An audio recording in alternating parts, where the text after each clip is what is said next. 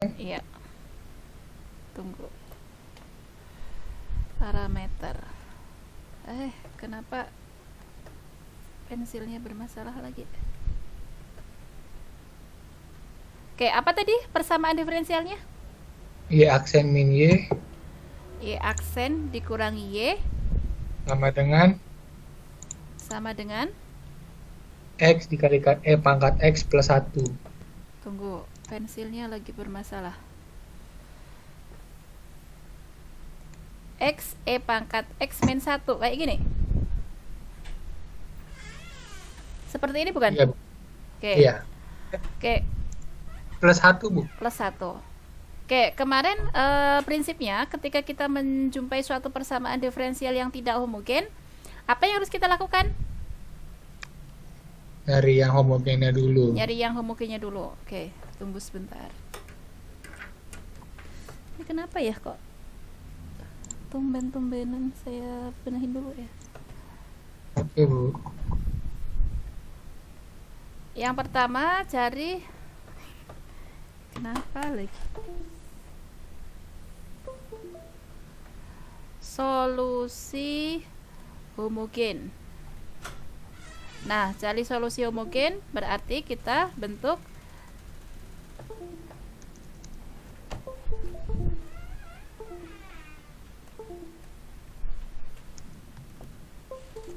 tunggu, tunggu.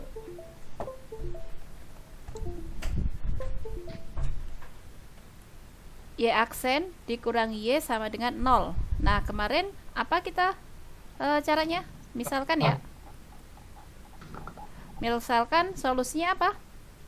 Y sama dengan E E pangkat pangkat lambda lambda X. X. Kemudian kita butuh turunan pertama untuk substitusi ke sini, berarti turunan pertamanya lambda X, E E. pangkat lambda X. Kemudian nanti kita substitusikan ke sini. Langsung saja ya. Hmm. Substitusi, nanti hasilnya apa? Lambda E pangkat lambda X dikurangi E pangkat lambda X sama dengan 0. Kayak gitu. Nah, kemudian dari sini kalau E pangkat lambda X kita keluarkan, kita akan dapat lambda min 1 sama Yang dengan satu. 0. Seperti ini. Berarti dari sini kita mendapatkan persamaan karakteristiknya apa? Lambda min Lambda 1 sama 1. dengan 0.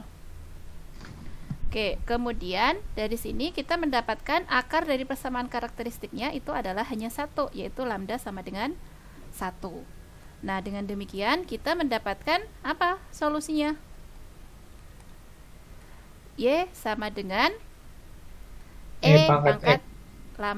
E pangkat lambdanya 1 berarti E pangkat X, kayak gini. Di sini jangan lupa ini Y1-nya gitu ya. Berarti nanti solusi umum persamaan diferensialnya apa? C E pangkat X. Ya, Y sama dengan C E pangkat X, kayak gini.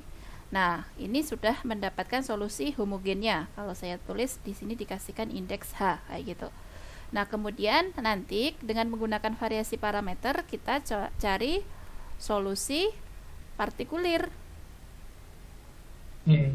Nah, solusi partikulir ini gimana caranya mendapatkannya? Dengan menggunakan metode variasi parameter. Nah, caranya selain dengan menggunakan Wronskian, sebenarnya Wronskian itu diturunkan melalui cara ini kalau kita perhatikan dari yang sudah kita pelajari ya. Nah, ini kita punya solusi partikulir itu dia dibangun dari solusi homogennya. Namun cara membangunnya kalau di sini itu adalah C konstan, tapi solusi partikulir di sini kita ganti dengan suatu fungsi, misalnya AX kayak gini. Kemudian dikalikan dengan solusi homogen yang ini tadi Y1. Oh, ini dikalikan dengan E pangkat X kayak gini. Nah, ini adalah solusi partikulernya, calon solusi partikulernya. Kalau dia merupakan solusi partikuler, artinya apa? Artinya solusi partikuler ini harus memenuhi itu. Gitu kan ya? Iya. Nah, berarti kalau harus memenuhi itu, apa yang harus dilakukan? Solusi partikuler ini harus diturunkan sebanyak berapa kali? 1. 1. Berarti kalau ini diturunkan, maka kita akan dapat apa? Ini kita punya U kali V ya. U-nya siapa? A, V-nya E E. pangkat X. Berarti turunannya apa? A U, aksen A aksen X, E E pangkat pangkat X ditambah dengan A, A E pangkat dikalikan E pangkat X kayak gitu. Nah, setelah dapat ini, nanti substitusikan langsung ke sini. Maka kita akan dapat apa kalau kita substitusikan ke situ? Sehingga kita akan punya apa? Y aksen itu adalah A aksen E pangkat X ditambah dengan A dikalikan E pangkat X dikurangi Y. Y-nya siapa? Y solusi partikuler ini. Berarti apa itu? A, E pangkat A X. E pangkat X. Ingat di sini A ini bukan konstanta ya. A ini adalah fungsi dalam variabel X. Nah, selanjutnya tadi di sini kita punya X E pangkat X ditambah 1 kayak gitu. Nah, selanjutnya dari sini kita sederhanakan. Ini sama itu bisa dihilangkan? Bisa. Oke, Bisa. berarti kita punya apa? A aksen A aksen E pangkat X X, sama dengan X, E pangkat X plus 1. X E pangkat X plus 1. Nah, sekarang tujuan kita tadi kan mencari solusi partikuler. Solusi partikulernya itu adalah dibangun dari suatu fungsi dikalikan dengan E pangkat X. E pangkat X ini tadi dari mana? Dari solusi homogennya. Nah, pertanyaannya itu kita harus mencari A pangkat X yang seperti apa? Kayak gitu. Nah, berarti dari persamaan yang terakhir ini kita punya persamaan A aksen E pangkat X itu sama dengan X E pangkat X ditambah 1. Berarti di sini kita bisa sederhanakan A aksen itu adalah X E pangkat X ditambah 1 dibagi dengan E pangkat X. Nah, berarti sampai di sini kita punya apa? A aksen sama dengan X ditambah 1 per E pangkat X. Tidak lain, A aksen itu adalah X ditambah E pangkat min X kayak gini. Nah, tujuan kita apa? Tujuan kita mencari A, sedangkan di sini kita punya A aksen. Berarti A itu apa? Integral. Ya, integral dari X ditambah E pangkat min X kayak gitu. Ini berarti dx. Nah, ini hasilnya apa integralnya? Setengah X kuadrat. Ya, setengah X kuadrat. Integral dari itu E pangkat min X. min X gitu. Ditambah dengan suatu C. konstanta. Berarti kita punya A-nya seperti itu. Dengan demikian bisa kita simpulkan solusi partikulernya apa? A pangkat X AX dikalikan E pangkat X, berarti A-nya ini. Berarti kan solusi partikulernya tadi AX dikalikan E pangkat X, berarti A-nya kita ganti itu. Berarti setengah X kuadrat min E pangkat min X ditambah dengan C dikalikan dengan E pangkat X. Berarti solusi partikulernya apa itu? Setengah X kuadrat E pangkat X dikurangi dengan ini berapa? 1 E pangkat 0. Ya, 1 ditambah dengan C E pangkat X kayak gitu. Nah, selanjutnya dari situ bisa nggak kita sederhanakan lagi di sini? Bisa. Oke, coba perhatikan di sini. Ini kan C ini tadi kan E pangkat. Bentar, di sini kalau kita bentuk sederhananya, ya partikulernya kan setengah X kuadrat E pangkat X ditambah dengan C E pangkat X kan ya. Perhatikan yang di sini. Dia apa itu? Y homogen. Y homogen. Berarti dengan demikian, kalau kita diminta untuk menentukan solusi umum persamaan diferensial, ini sebenarnya solusi umum persamaan diferensial itu prinsipnya apa? Y sama dengan solusi homogen ditambah dengan solusi partikuler. Tapi ketika kita perhatikan di sini solusi homogennya itu ada bentuk yang sama dengan yang di sini. Oh, min satunya ketinggalan. Ya, min satunya ketinggalan. Oke, di sini. Nah, di sini kalau kita perhatikan sama kan? Nah, berarti ya ini tinggal kita ambil saja yang tidak sama. Berarti Y homogennya itu apa?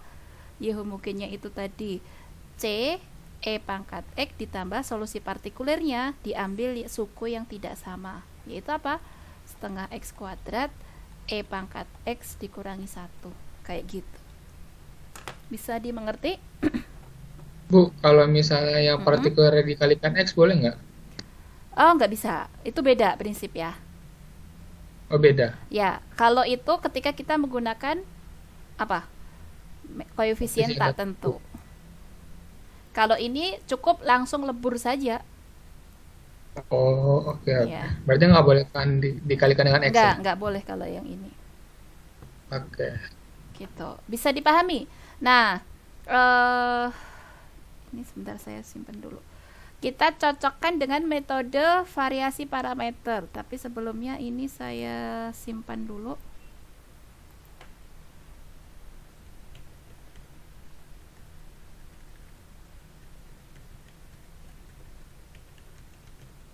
Kita cocokkan dengan metode apa kemarin? Kita pakai ini?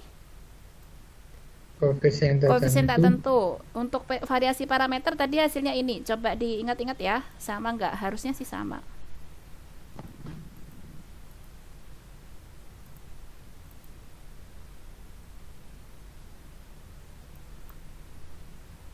Sama ya? Sama. Oke, kayak gitu. Jadi yang perlu saya ingatkan kembali tentang metode variasi parameter itu kita bisa menggunakan dua cara. Cara yang pertama seperti yang tadi kita lakukan, cara yang kedua seperti yang kemarin sudah kita lakukan, yaitu seperti ini. Yang pasti prinsip utamanya ketika kita menggunakan metode variasi parameter, langkah yang kita gunakan itu adalah standar cari dulu solusi homogennya. Ketika sudah mendapatkan solusi homogennya, contoh kasusnya yang ada di sini, kita mendapatkan solusi homogen di sini yaitu ada dua, yaitu apa? Y1 sama Y2. Kemudian dari sini kita punya solusi homogennya itu adalah kombinasi linear dari C1 Y1 ditambah C2 Y2, kayak gitu.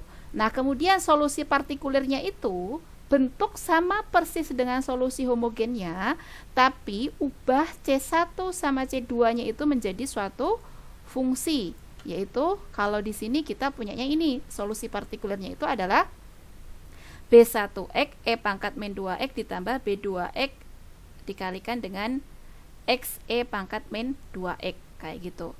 Nah, kemudian nanti turunkan solusinya itu Y partikuler di sini, nanti tujuannya kita itu adalah mendapatkan B1 sama B2, kayak gitu. Nanti ketika di soal UAS atau soal apapun, ketika ketemu soal yang diminta untuk menggunakan variasi parameter, jangan lupa prinsip ini digunakan.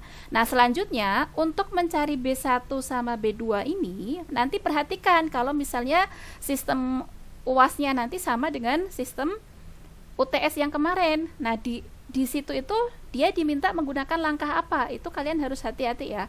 Namun ketika sudah disediakan Wronskian kayak gini, ya sudah ikutin aja prosedur yang ada. Namun ketika tidak disediakan, hati-hati, jangan-jangan diminta dengan menggunakan prosedur yang barusan tadi kita kerjakan untuk yang pertama kali soal kita bahas tadi, kayak gitu ya. Prinsipnya sama, yaitu solusi partikuler itu seperti ini. Kalau dia solusi partikuler berarti harus memenuhi apa? Memenuhi persamaan diferensialnya. Ya berarti kalau persamaan diferensialnya di sini diturunkan 2 kali, ya berarti nanti solusi partikulernya turunkan 2 kali, nanti substitusikan ke sana, kemudian nanti endingnya cari B1 sama B2 dalam variabel X, fungsi dalam variabel X, kayak gitu. Seperti itu ya.